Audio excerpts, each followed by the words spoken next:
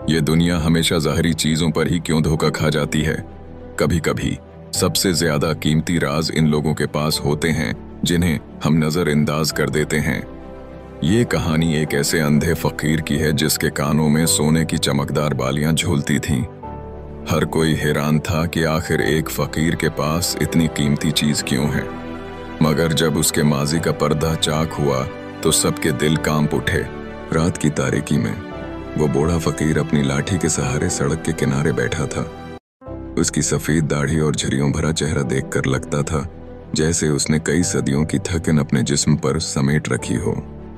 मगर जो चीज़ सबकी तोजा खींचती वो उसके कानों में झूलती दो सोने की बालियां थीं। लोग उसे खैरात देते मगर नजरें हमेशा उसकी बालियों पर ही टकी रहते हैं। हर कोई यही सोचता कि एक फ़कीर जिसके पास पैसा नहीं वो इतनी कीमती बालियां क्यों पहने हुए है। कुछ ने पूछा, कुछ ने मजाक उड़ाया और कुछ ने दिल में लालच पैदा कर लिया। मगर फ़कीर हमेशा मुस्कुराकर बस यही कहता, यह अल्लाह की देन है, इसमें तुम्हारा क्या जाता है। तजस्सुस का दरवाज़ा खुलता है। एक दिन एक नौजवान रिपोर्टर अली, जो हैरत अंगेज कहानियां तलाश करने का शौक रखता था, इस फ़कीर के पास आया। वो कई दिनों से उसे देख रहा था और जानना चाहता था कि इन बालियों के पीछे क्या कहानी है। अली ने फ़कीर के पास बैठकर आहिस्ता आहिस्ता उससे दोस्ती कर ली। कुछ दिनों बाद जब फ़कीर ने महसूस किया कि अली एक अच्छा इंसान है तो उसने एक राज की बात कह दी। बेटा, ये बालियां मेरे बचपन की निशानी है। मैं कभी फ़कीर नहीं था।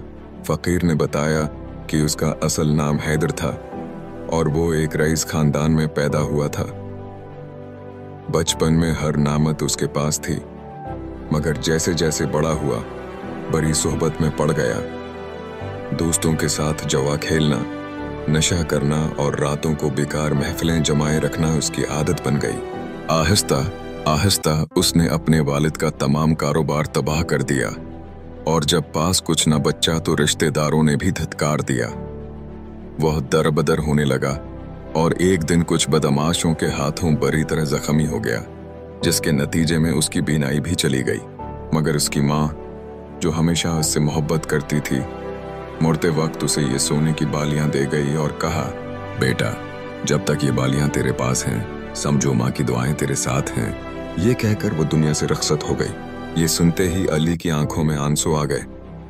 वो समझ चुका था कि दौलत का नशा इंसान को तबाह कर देता है, मगर माँ की मोहब्बत हमेशा अमर रहती है। अली ने फैसला किया कि वो फ़कीर की मदद करेगा। उसने उसकी कहानी एक बड़े अखबार में शाया की। कहानी पढ़कर बहुत से लोग मदद के लिए आगे बढ़े और कुछ दिन बाद वो बूढ़ा फ़कीर जो जिंदगी के अंधेरों में खो गया था, एक नए घर में इज्जत के साथ रहने लगा।